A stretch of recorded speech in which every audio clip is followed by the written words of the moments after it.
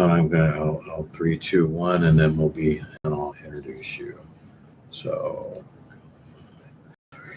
2, 1.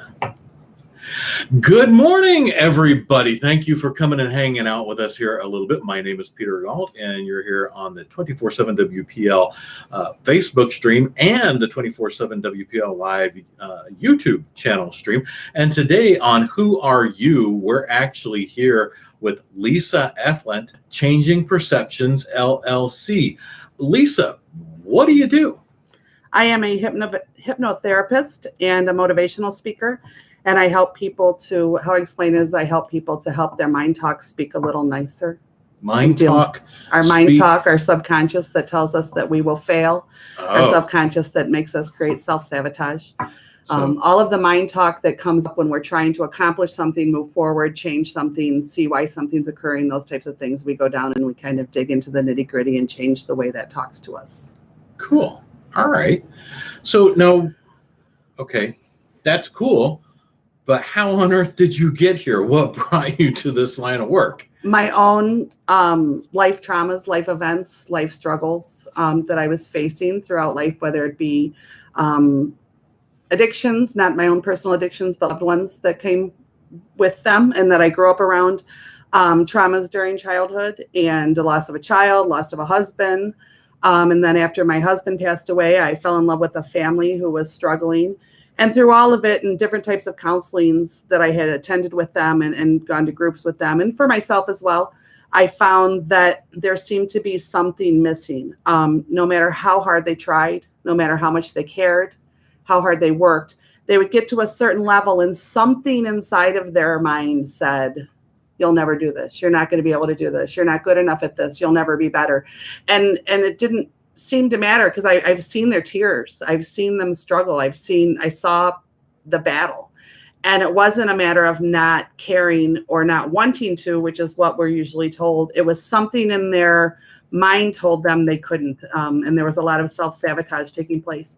So in doing that and realizing that this family who truly were some of the most loving and kind people that I knew, but they were really battling some really big demons, I started doing some research and digging and looking into alternatives. And I've always been a little bit into alternative medicine. Not that I don't take medicine. I do. If I have a headache, I take and leave, but I also look into alternative medicines. And in all the digging and research, I came across hypnotherapy and how it works with the subconscious and where a lot of those thoughts come from. And I went and I got my diploma. I do have a diploma in hypnotherapy, and I also have specialties in fears and phobias and anxieties, trauma, EFT, which we'll discuss later. Okay. I do work with people with PTSD, and again, that kind of gets into both EFT and hypnotherapy, helping people to see it differently, helping people to make that mind talk that's battling them speak a little nicer. Wow. And not talk us out of our dreams and our goals. Wow. That's really, I guess. Well, maybe you might have answered then my next question, but why do you call it? Why did you name your practice Changing Perceptions? Because the theory behind it is my thought process behind it is we can't change what happens to us in our life. Unfortunately, we're all going to come into some kind of trauma. Unfortunately, we're all going to face difficult things. Unfortunately, we've all had childhood incidents that have stuck with us. We can't change how someone's going to treat us. We can't change if somebody says something ugly to us or does something to us. We can't change those things, but we can change our reaction to it. And oftentimes we're told, just get over it, or just get past it, or just let it go. Buttercup. Yeah, or just let it go. And for some people, depending on how deeply lodged it is, that's not a possible statement. And the experience that I've had with people that I love is that we can say that to them, but then when they're unable to, they just feel yet another failure. So we haven't really helped them. So what I've discovered in doing all of this and helping people through this is that by changing our perception of the situation and seeing it a little bit differently, we can try to pull something out of it that allows us to do those things like letting go, like moving past it. But to tell somebody who's hurting or in trauma or has an incredibly deep lodged belief, just get over it. Okay. Or I love this one. Well, don't think that. Right. You can't not think a thing. Correct. Because that's one thing I've learned. If someone says, don't think of the color burgundy. you have to think of the Yes. color burgundy in order not to know what to think about. And what happens is that if we have a deep lodged subconscious belief, things in life that are similar to it will trigger that. So all those old memories, all those old thoughts come up to the surface, and we begin to battle with old wounds, so to speak, again. So by being able to go in and in a semi-disconnected fashion, in a relaxed state, allow someone to see it from a different perspective, take something out of it. My experience has been, and the people struggle with this until if we need more than an hour to explain, but within every trauma can be a blessing. Within every trauma can be a gift. If we can find what we learned from it and see it a little bit differently, not saying it didn't happen, not saying it wasn't painful, but try and pull something else out of it, we can see it differently and move forward more freely, more comfortably with it. Okay. Now with you just touched on in a relaxed state. And again, understanding that, this is hypnotherapy for self-improvement. I don't know what people think hypnotherapy. They go, oh, the guy that makes Pete quack like a duck, or oh yeah, I get that question all the time. Are you going to make me dance like a chicken or bark like a dog? So no, I don't. How is hypnotherapy different than from like stage hypnosis, that kind of thing? I do get that question almost every time. Are you going to make me dance like a chicken? Are you going to make me bark like a dog? That's not my goal in any way, shape, or form. I truly don't care to. Now, if you're coming to me and that's your goal, I'll do my best. But other than that, no. If your goal is to bark like a dog, if that's really what you're looking for, but no. Stage hypnosis is something different. With hypnotherapy, you are completely aware and alert at all times. There's nothing that will occur that you are not aware of. And everyone has been hypnotized in a hypnotic state at some point in their life. And that's the thing that people don't understand. The best example a professor when I was in school gave was when we're in a movie theater. So the movie theater and the outdoor theater are not the same experience. Right. When you're in a movie theater and you're kind of into the movie and you're there, it's like you're a part of the movie. It's the sound, it's the lights, it's the darkness, it's the flashing. Those are all message units going into our brain. And we can only handle so many message units. That's why they overload us in a theater with the loud and the booming and the flashing and how they change reels. We can only accept so many of those before our brain will go into what is a hypnotic state. So if we're watching a movie and we're really into the movie and enjoying it, and I elbow you and say, Pete, did you see that? You'll say, yeah. You can respond to me, but you're in a hypnotic state. It's just accepting an alternate state of reality for a temporary period of time. But at no point do I have control over you. And at no point can I or would I even attempt to have you do anything that your conscious mind wouldn't have done anyway. So before we do that, in advance what we're going to work on. I'm only helping you get to a relaxed state to detach the battle within and allow new thoughts to pop in there. Okay. And allow new belief systems to be placed. Okay.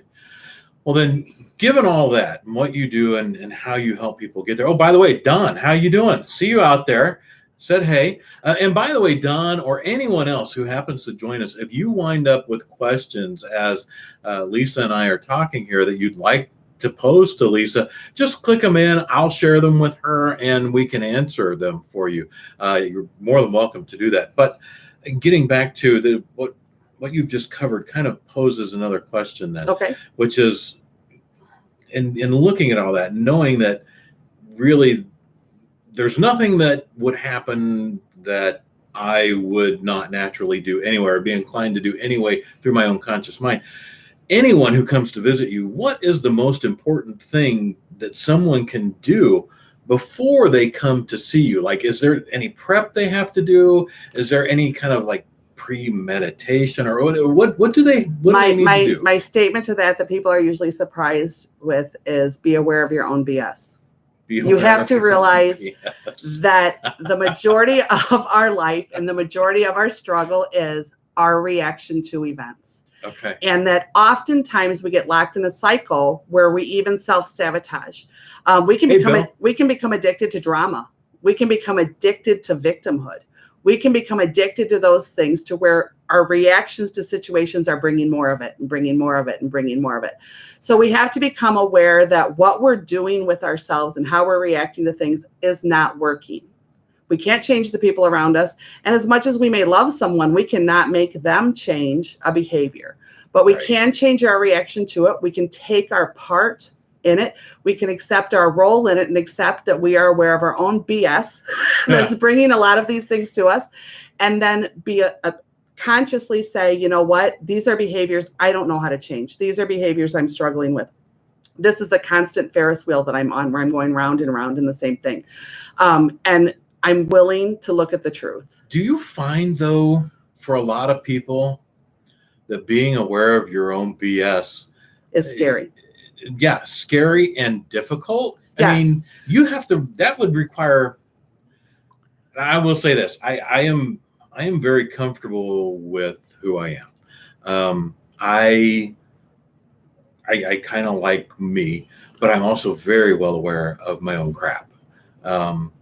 Not a lot of people are, but I usually, and you just answered my question shortly. It just seems like it seems like a tall order. Absolutely. And the first thing of being aware of your own BS is realizing something has to change. You don't have to be in the nitty gritty of all it is that you're doing. You don't have to face every demon that you have to look at, but be aware something in my behavior, something in my belief system is forcing me or pushing me to repeat these patterns. And I need to figure out what it is.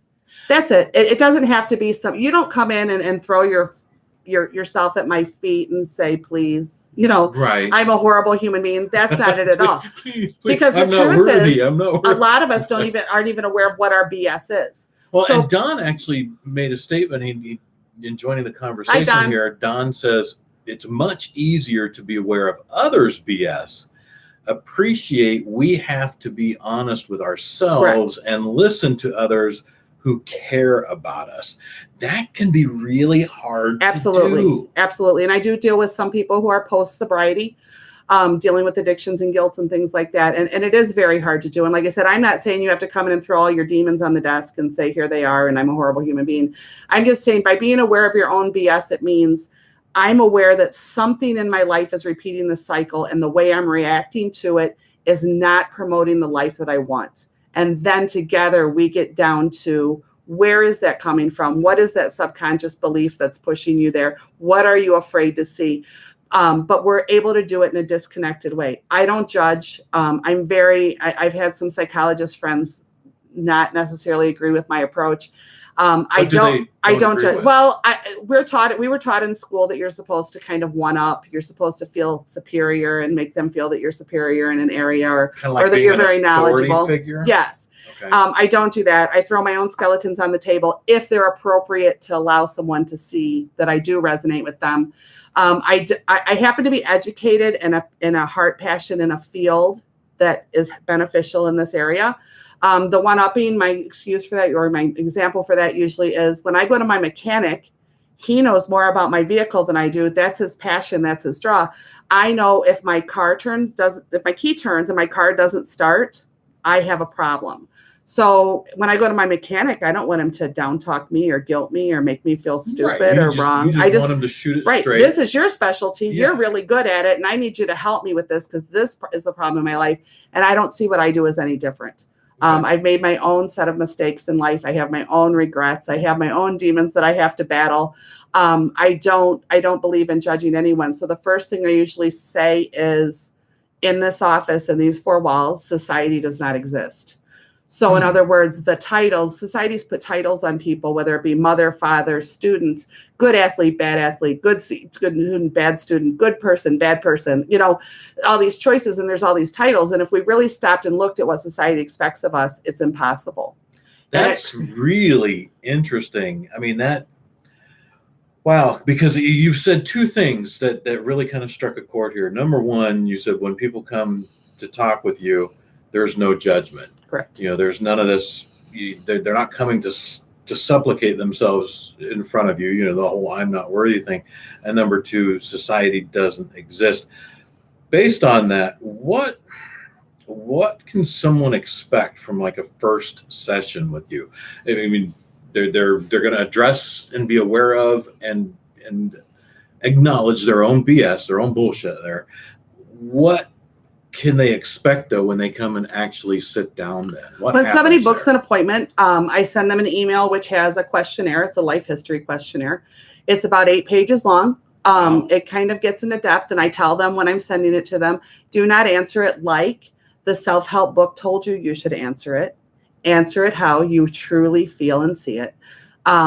I'm not saying that self-help books are good. I'm just saying that's what I mean by removing society. 8 pages? Yeah, it's 8 That pages. sounds like Well, you know what, though? When people start reading it, they actually feel good and they notice things that they haven't seen. It's just a life history questionnaire. When, what was your family like? What was your dynamic with your family like? What is your dynamic with your children like, if you have any? What is your dynamic with your in-laws like, if you have any? When did you first learn about sex? How was it allowed to be spoken about in your house? Because all these things are relating to different areas of our life, whether it be relationship, how we view ourselves, how we view others. So I have them answer that. And when they come in, I give them the same lecture. In this office, society does not exist. You don't have to smile if you don't want to smile. You don't have to pretend that something's okay if in your heart it hurts. In this office, you are free to be truthful about the truth. Even if you actually have a shame to how that feels, tell me what it is. Because if I don't know what the truth is, then we don't know how to help you. There is no judgment.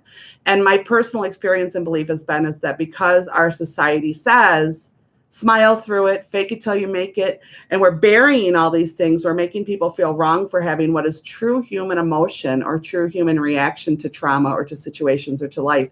We're medicating until we're numb because we're told these feelings are wrong. So at least for that hour in that chair with me, you don't have any of that. You get to be truthful. And interestingly enough, the majority of clients on that first visit, as soon as I explain that to them, that they are that free, will tear up or cry. It's almost like the cap gets taken off the jar and finally there's no more holding it in. And they're very honest. And sadly enough, I've had people say to me, I've said, well, how do, some of my clients also see a psychologist or what have you. There's nothing wrong with that. And I'll work in tandem with them. And I'll say, well, what did your psychologist suggest for that? Oh, I wouldn't tell them that. It's like, really? Yeah. Wow. We need to allow people to be who they are.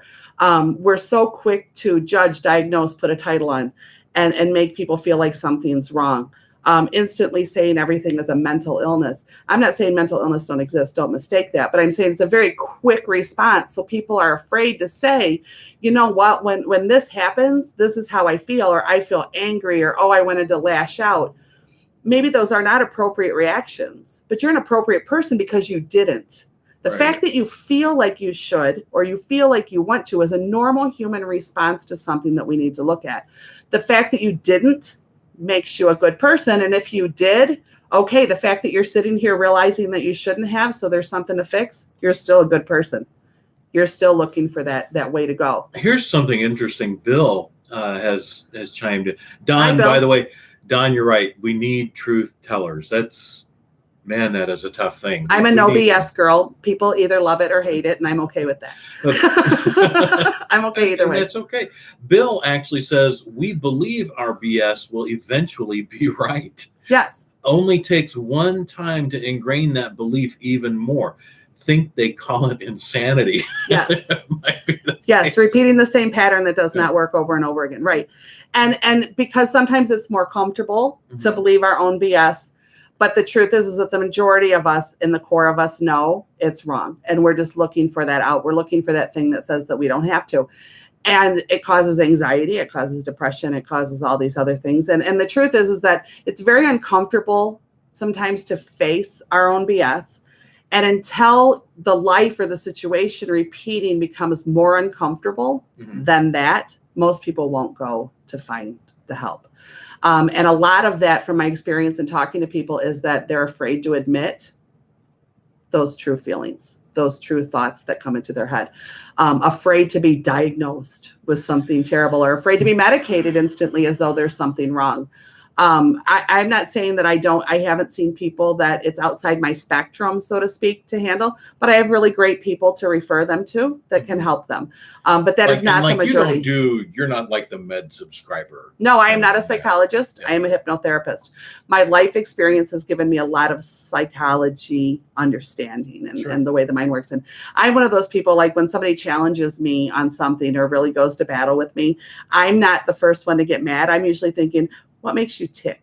what makes you have to do that? What happened to you in your lifetime that caused that? I'm usually that person. So because my personality is that way, I have a lot of experience and I tend to people watch and find an understanding behind it. So no, I am not a psychologist. I am a hypnotherapist, but I do have some wonderful psychologists that are willing to work in tandem with me should it be. And I have no ego problem to refer out if it's something outside my spectrum. Wow. All right. Well, now we know the difference between hypnotherapy and stage hypnosis. We know that people really need to be prepared to face and look at as honestly as possible their own BS and pretty much what they can expect the first time they come sit down with you, which includes an 8-page questionnaire. That just seems like, oh my gosh, I got homework. But if you're going to go through this process and do a little bit of self-discovery, you got to be willing to put in the work. And not all my clients come for that. I had a lady come to me once, and I had asked her if I could use her as an example, so I'm safe, who she had played the piano really well as a child, but life takes over. And sometimes when life takes over, we don't have time for things. And she was at another stage in her life now that she really wished she had kept that up. So we did hypnosis to take her back to her childhood when she played. And she played and she played and she played so that she could remember how to play and remember all those steps so that she could go home and play again and get back on that journey again since feeling lost. So not everything has to be some deep, dark, some deep, dark inner wound kind of thing. That's actually a very relatable example because I played the piano as a kid, but then as I went into early adulthood and decided that's not going to be a career path, I just let it go. And I can plunk around on it, but I'm nowhere near what I was at one time. But like you don't exercise that muscle. It's like, what is that? You don't use it, you lose it. But it's still in there. But it's stored somewhere. And that's why I'll show this now. This is usually what I do for people who they come in the first office. I am not an artist. For those of you, I'll discover that in just a moment. So this is not the arts and crafts portion. Correct. I'm not an expert, but this is our brain. Okay. And when we're born with what's called our primitive brain. The only 2 fears, and please don't get into a past life conversation with me for this. We're going to do this because I do past life regressions as well. In our primitive brain, when we're born, the only 2 fears we're naturally born with is the fear of loud sounds and the fear of falling. And we're also born with our fight or flight response, which everybody's aware of what that is. Yeah. And so from birth until about 8 or 9 years old, we are a human sponge. We are determining what is good, what is bad, what feels good, what isn't, what are relationships like, what is love, what is trauma, what is sadness, all of these things. We're a human sponge, and we're determining all these negative and positive responses and deciding what that is. So you can imagine, depending on our home environment and our school environment and our neighborhood or whatever it is, what we could be absorbing. Okay, but that's what we're doing. We're absorbing it. And right around 8 or 9, our critical mind comes in. It's kind of a filter.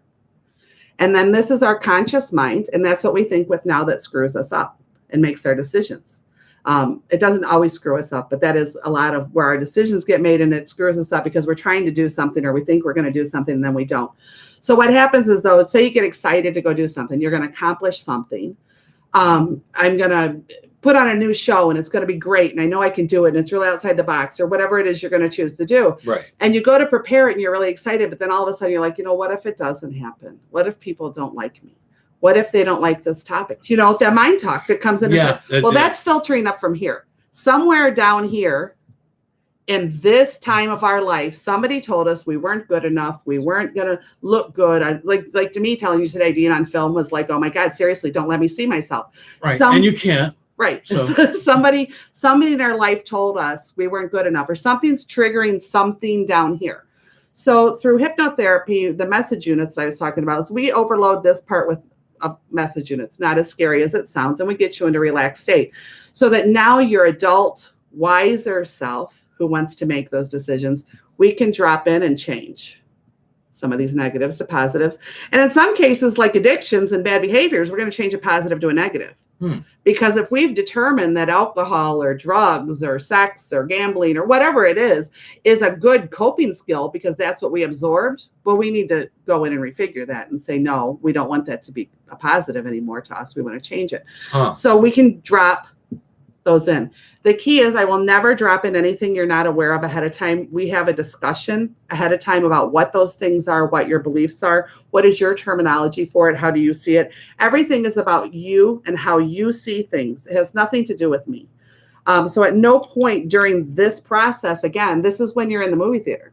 At no point during this process, if something makes you uncomfortable, you can't open up your eyes and go, nope, not gonna. You're just a very relaxed state, allowing these new thought processes, whether it be through guided imagery, through remembering a situation or an event, through, depending on the person, even a spiritual event. Is this part of what EFT? I know you mentioned EFT that is early. something different. It's something different? Okay. Yeah, we'll go into that in just a second. Okay, all right. So this is how the hypnotherapy works. And it's to go in and kind of, I don't like to say reprogram, because again, it makes people fearful that I'm going to go in and do something to them, and I'm not. You're not messing with their wiring. Correct. You're just saying, hey, let's go look at this. And we don't want to think this anymore. Yeah. This thinking sucks, and I don't want to think this anymore. And this is the thinking that gets me to not do what my goals and dreams are, and to not feel better about myself. So we go in and tell it a little bit something different. But again, it's always something you decide. Okay. EFT is a little bit different. It's emotional freedom technique. It's similar to tapping, and it works. It's very effective for people who have anxiety, PTSD, reactions to that.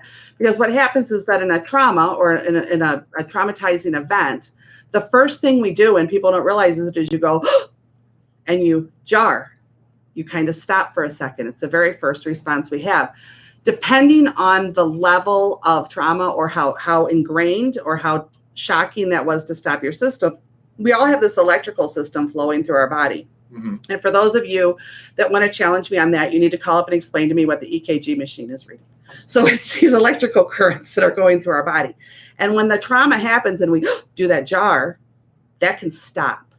And depending on the level of reaction it had to us, or the level, it hit us and it jarred that, it can get stuck there. So when something similar to that triggers it, we will get that feeling again, causing that feeling, that discomfort, that anxiety, that jitter, that, all those explanations that people give for what anxiety is. So depending on whether it's a one-time trauma or whether it's a reactive trauma, meaning, oh my God, when I go to work every day, this person sits next to me, and for whatever reason, I am annoyed the minute they sit down, and I hate that I feel that way. Yeah. Well,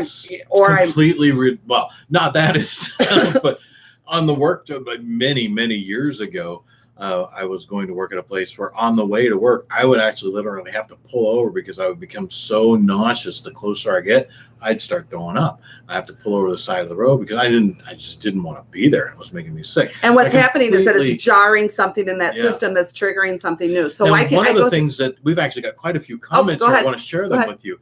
Because Bill has said, wow, yeah, it sounds like you're really helping, dealing with insecurities. And Don says it really helps when we realize everyone has BS. Freedom comes from when we can drop the facade and be real. Wow. Yeah. Bingo, Don. And Don's goal, he says, my goal is authenticity and accountability, which are scary words to a lot of people. Because we can't change what we don't take. We can't change what we don't acknowledge. So we have to take that accountability and acknowledgement. And he also says, love this, Lisa. We get cynical and jaded and lose ourselves. Yes. Don's really enjoying conversation. Hi, Don. Thank you. Thank you guys both very much. But yeah, it's authenticity and accountability they're scary words. Right. But because our society has taught us that to take accountability means self-punishment. And it's not necessarily the same thing. But we can't change something that we don't acknowledge. And in order to acknowledge it, we have to take accountability for it. So if my reaction to BS or my reaction to a trauma or a situation or how somebody talks to me or whatever is hitting my own insecurities and I'm reacting poorly, I have to take accountability that my reaction to that is causing a bigger problem. What people don't realize is that physical and emotional trauma or wounds are very similar. So the best example I usually give for that is if you have a big wound on your arm, okay, you have a big gaping wound on your arm, and you cover it with your sleeve, and it starts to get sore because you're kind of ignoring it and not seeing it, and now you've put a Band-Aid over it, hence alcohol, booze, food, exercise. People, just because society doesn't call it an addiction doesn't mean it is. There are some people who use addictions of all sorts, and you Band-Aid it and you cover it up. If I walk up to you and I poke you in the arm playfully, On a Yeah. normal day, you'd be like, whatever, she's just strange, and you'd kind of forget about it. But if underneath your sleeve is that big gaping wound and I walk up and I poke you the same poke, you're going to react. And depending on the pain of that poke and what it caused to that wound, you could go anywhere from yelling at me to clocking me. And you're probably not going to forget about it an hour or two. Depending on how bad it hurt, you might remember the rest of your life. What a horrible human being that came up, and can you believe she hit that and she did that and she would poke me like that? And it would be this horrible reaction. But the whole time, I didn't know that wound was even there. You had no clue Correct. because you can't see it. Right. I playfully did something. So in a lot of times we're reacting to something because it hurts, but the person who's causing that reaction, removing a mental emotional abuse, people. But the person causing that reaction doesn't even know they're doing it. They just walked up to playfully poke you in an arm. So unless we go, you know what, this hurts, and I'm really afraid to see what's underneath that Band-Aid because it's been there and I've ignored it for a really long time. It could be really ugly. We have to pull the Band-Aid off. That is being accountable for our own BS. Yeah. Saying, you know what, I have to pull this Band-Aid off. And once that Band-Aid responds here, important stuff. We are not encouraged to deal with our stuff. Right. And you're right, Don. No one encourages you to, oh, hey, that's, you obviously have a big problem under here, using your example. Right. Why don't you go deal with that? Right. You don't get that. You don't hear that. There's, people say, you know what, we don't talk about that. Right. We don't look at those kind of things. Oh, you got a big wound on there? Yeah, why don't you just keep that covered up? Yeah, have a cocktail. Here's a shot that'll take the pain away. Yeah.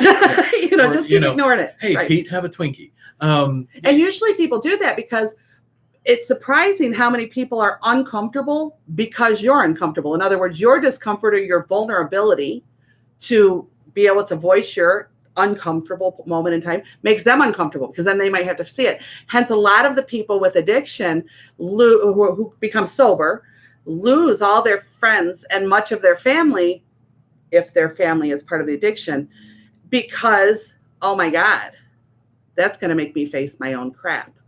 But the truth is that when we pull off that Band-Aid, at that point, we have to assess how infected is it? How bad is it? Do I need a doctor who's going to be able to help? Because that could be. Yeah. And that doctor might need to give you some medication to help with that infection and to help you deal with the pain and the discomfort of that infection while it isn't. Oh, you know what? It's not that bad. I think, I can go just wash it up real good and keep a good eye on it and keep it clean and love it, because we have to care about ourselves. We have to love on the wound, right? We have to love ourselves enough to take care of the wound. And in doing that, we still have to continue to watch it as it heals and be aware that it's there and acknowledge that it's there as we heal it. And as it slowly heals, it will go away. Depending on how deep it was, you may have a scar. You may have a scar from that forever. But if I walk up and I poke your scar, it might be a little bit tender, but you're aware the scar's there and you're aware it's a little tender, and you're not going to react the same. It's not painful. There's difference. And some of them may completely go away. It depends on what degree, that wound was and how long we let it fester. But that's the thing, is that we're just told, you know what, smile at it. Or, just don't worry about it. We're going to give you some painkillers. Yeah. And, and just keep that Band-Aid, and then let's cross our fingers. Good luck. Yeah, good luck with that. We're aware it's there. It's cool. And so to allow people to say, you know what, I'm ready to rip off the Band-Aid. That's what I mean by being aware of our own BS. Being aware that these things are triggering me. These things are hurting me because something inside me hurts. Yeah. Because anger, people, is buried hurt that is festering to the surface. So when somebody, and some of the people that I've dealt with that are angry in my own personal life or out in public, when they react to me angrily, my first response is, what's hurting you? And that's usually kind of a shocker response, because I know that something's, obviously I'm talking about people in conversationally, challenging and things like that. What's hurting you? Because something's hurting you when you're trying to get it out. And because we are kind of pushed to bury it, encouraged to bury it, told tears are weak, ridiculous things, and that's one of the most ridiculous things ever. Big boys don't cry, big girls don't cry. Yeah, correct. And there's even a song about that. And I flip that. Talk about changing perceptions. As I flip that, as I say, really, is it? Because I work with a lot of teenage boys that are in trouble and coming from trouble, or getting their way on a path that's not going to lead them somewhere good. And I tell them, if that's true, if tears are weakness, what person does it take in order to shed them? Because if society is not accepting them, but you're willing to shed those tears, which are just an expression of emotion, are you weak or are you brave? Are you weak or are you strong? Because it takes a strong person to say, you know what? To hell with you. This is how I feel. And this really hurt me, and I'm not afraid to say it. Does that make you weak or strong? and to change that perception of what we're told, because we are trained at some point to do that. Yes. Well, given all of this that we've talked about so far, wow, this has been a really cool conversation. I'm really glad I love what here. I do. So, and I'm really, really thankful for everybody chiming in today too. But let's get to EFT, like Edward Frank Tom. What is that's the emotional freedom technique, and that's what I was talking about, that jarring of the electrical system. Okay. So depending on if it's a one-time trauma, which can happen, veterans, things like that, sometimes do that or experience that, or it's a repeating event. Sometimes we have a conflict with a relative and we're so angry and we can't let that anger go. And even just being around them makes us angry, or the coworker, whatever it is. Everybody's got a different thing. That's the point in why I customize everything, because no two people are going to see life the same. No. Because we see life based on our own experiences and our own perceptions. So we have to change those perceptions if they're not working well for us. And EFT, because of that jarred electrical system causing that trauma, I'll have them talk it through with me. And we tap. There's different areas and meridians that we tap. And as they're talking about it and they're tapping these specific meridians, it's allowing that current to flow again. EFT stands for emotional freedom technique. Emotional freedom technique. And just for the record, for those of you curious, that is something I can offer in a group setting. So workplaces that are struggling with battles between coworkers and they're needing people to chill a bit, family events, group events with friends and family, that is something that can be done. Hypnotherapy I do not do as a group. That is very individualized. But EFT is something I can teach in a group setting. So if anybody's interested in a group event for that, I max out at about 20 people, because I always want to make sure people's questions are answered and they feel like they, totally understand what's going on. But if you're interested in a group event for that, that is something that can take place as a group. Okay. And they can, of course, inquire about that at lisachangingperceptions.com. Lisa's, right? Plural. Lisa's. You know what? I have to go back and fix a link because I did not get that us in that S in there. Let's delete that. But it allows, and people find instantaneous comfort in that. Before we start, I have them bring up the event or the situation or the feeling or whatever. And I ask them on a 0 to 10, what do you feel about this? And they'll give me their number once they bring it up in them. And then we start the EFT. We do a few rounds of EFT and then blow, breathe out. Now bring up that event again. And it never fails. We're at least going to go down to a 7, 8. And then we'll keep going until we get down to where there's no reaction, because your body is no longer reaction to that. And I had a professor again in school who actually made me crazy. For the record, I did not believe in EFT. It was a required class to get my diploma. And once I took it and I started, all my poor friends, I need to experiment on you. Let me do this with you. I realized how much benefit it actually had. And her description of it seems to be what people understand is, if you have an electrical system. So if you're watching TV and you're watching a movie and you're comfortable, your TV is working well because you can see it and hear it clearly. You understand what's going on and you're taking it in and it's good. Okay. But if I go back in the back of your TV and I jar up all those currents, and now all of a sudden the screen is weird or the sound isn't working right, because you're not seeing something clearly and comfortably, and you're not hearing it clearly and understanding it well, something's wrong. Mm-hmm.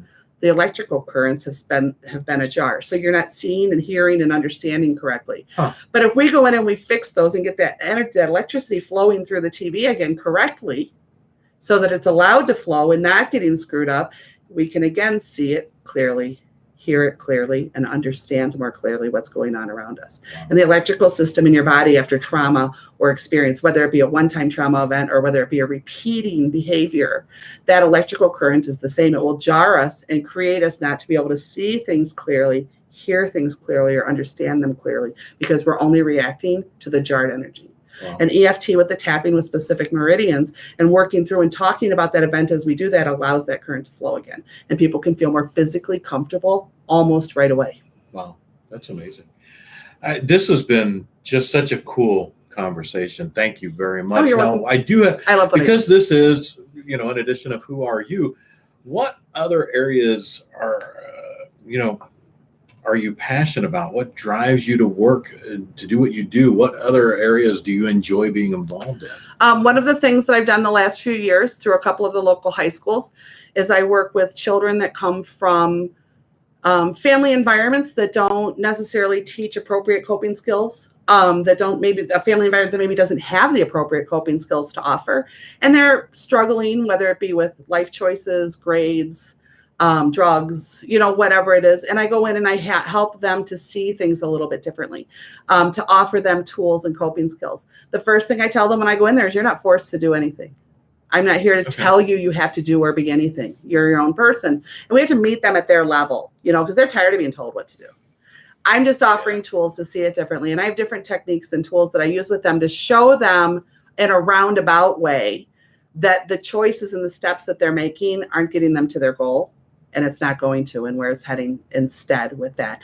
The kids that have been repeated in the groups, sometimes when I start to do a game, because I do games on the dry erase board that have a method to my madness kind of thing. As soon as I kind of start one, now they'll go, uh-oh. Because they know, there's going to be a point at the end of this. But what I found through that family, I told you that I love so much, and I was going to counseling with these children and things, is that unfortunately our society has kind of deemed people, well, if you come from this, you're going to be this, and we're not going to expect that much of you, and we're not going to push you. We're going to assume your behavior is going to be bad. And in that, we've got this huge ball rolling downhill at rapid speed to collide, because now that is creating a whole generation of people that say, well, this is enough. This is all I'm ever going to be. I don't personally have a belief that everybody is doomed because of the environment that they come from. I don't have a personal belief that nobody has potential. Our levels of potential in different areas are different because we're all individual human beings, but nobody is destined to fail. Nobody is destined to addiction. Nobody is destined to these things. But I find that our society is lacking the people truly who or kids especially, that I feel need it the most, to be at least offered, at least plant the seed of possibility, at least plant the seed of, here are some coping skills if you choose to use them. Okay. And teach them those different skills and go in and work with them to allow them. I had a boy that was in much more trouble than most people would want their child to be at a very young age, at the age of 13. And I remember he was personal in my life, and he came to me one day and he was so mad. Lisa, why are you so hard on me? Why are you so mean? And I said, because you're so damn smart, and I'm going to see you be everything you can ever be. And if you decide that you want to use that intelligence to make different choices, you can be amazing. And he started to cry and said, do you think I'm smart? Oh, see, it'll still make me cry. Broke my heart. All you've ever been told is what you were arrested for, what you did wrong, what your temper was. That's all he'd ever been told. And I thought, oh my gosh, that's so sad. That reaction is so sad to me. And it's kind of one of the things that got me rolling and going, wait a minute, this isn't right. Yeah. This isn't right that at 13, that's the first time somebody's hearing that. Because even if they're in a home environment that maybe can't offer that for whatever reason, they've been to school, they've been in public, they've been, they've been all these other places. Yeah. Somebody didn't recognize that there was something more to this person. Now, I'm not saying condone negative behavior. I'm the last person to do that. And my children, if they're watching, will pipe up and say, my mom is strict and mean. So will what they refer to as my stepchildren. Oh, no, she doesn't do that.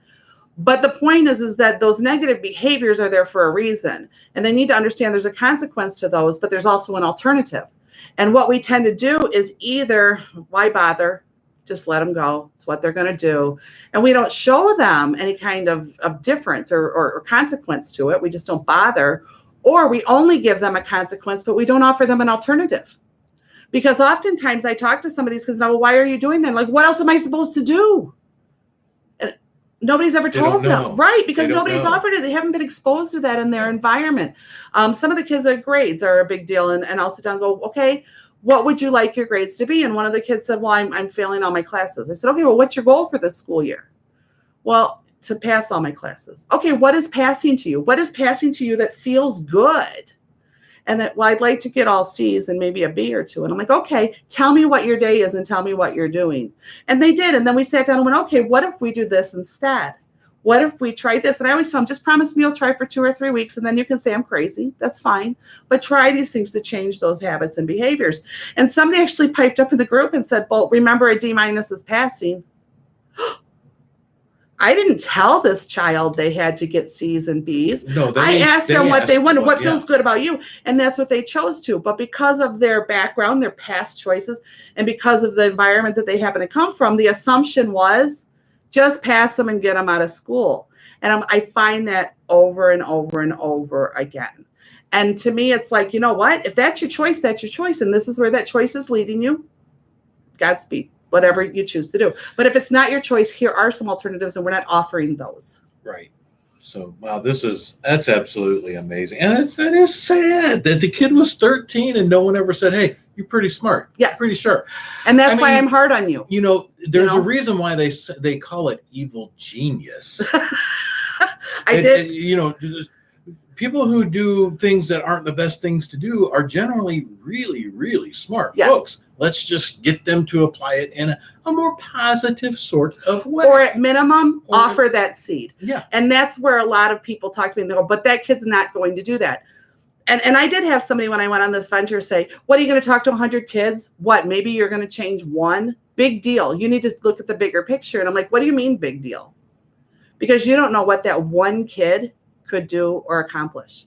No. You don't know what that one kid could change. And if I can put my head on my pillow at night and know that one kid changed their own way, I'm good.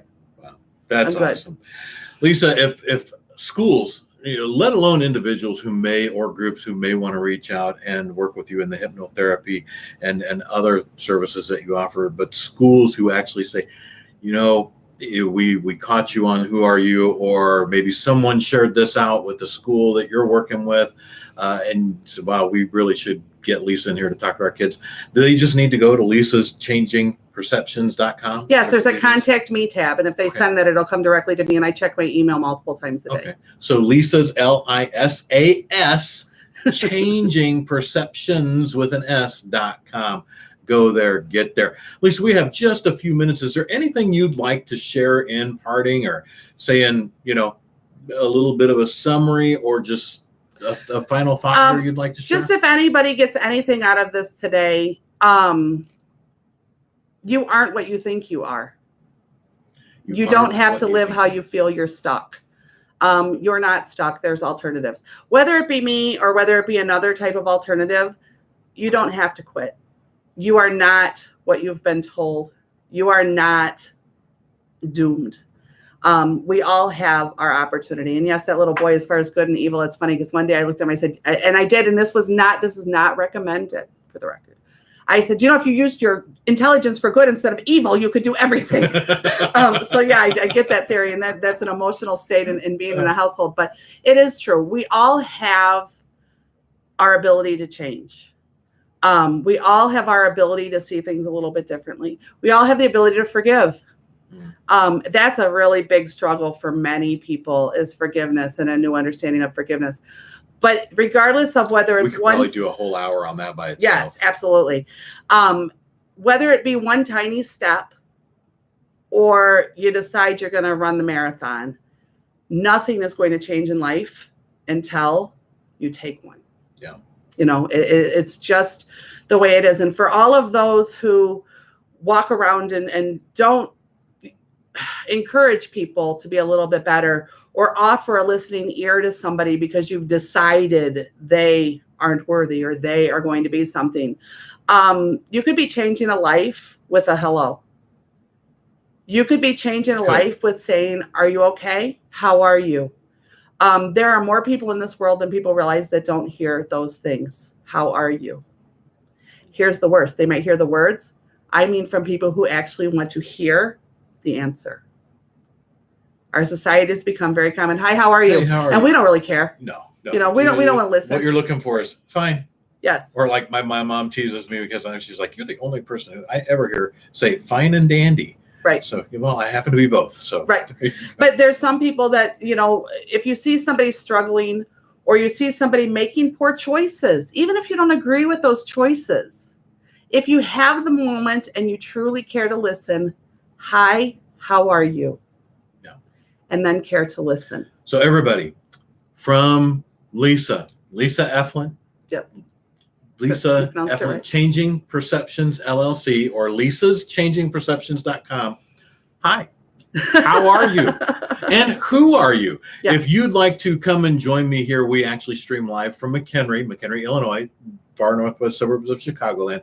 If you'd like to come sit down for a segment of Who Are You and share who you are, what you do, how you help people, shoot me a note. You can shoot it to 247WPL@gmail.com. And Lisa, at some point, if you're inclined, I think it'd be fun to have you back. Maybe we could talk about forgiveness someday, because that seems like a huge one and a tough one. I would love to. Or if people have specific questions they'd like to hear answered on the air, they can either do the contact me tab on my site or contact you. If there's specific questions you would like answered, I'm not going to do any type of therapy on the air, but I will answer questions people might have, or somewhere where somebody feels that they're hopeless. I don't want one person on the planet to ever feel hopeless. Awesome. Because there is no hopeless. And I would rather say, hi, how are you? And care to listen to you than listen to your eulogy. So absolutely, talk. And again, Don chimes in right at the end here and says, awesome info, Lisa. Thanks for sharing. You're welcome. And thank you very, very much. This has been awesome. Everybody, we'll talk to you next time on the next segment of Who Are You here on 24/7 WPL. Until then, take care. Have a wonderful, wonderful Thursday afternoon. Have a good day. And we're out.